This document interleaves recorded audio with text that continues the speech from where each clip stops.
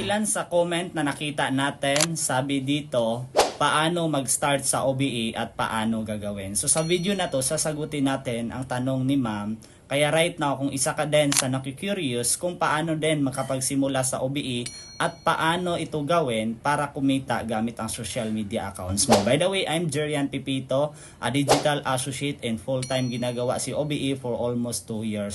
So right now, kung isa ka sa napadpad ng video na to para makasigurado din kung totoo ba yung OBE, marami bang kumikita, and yes na yes po. So ngayon, para makapagsimula ka sa OBE, dapat meron ka lang magandang device, cellphone or laptop, bonus pag meron. And syempre, dapat meron kang stable internet connection para makapag-online ka at least 2 to 3 hours sa isang araw.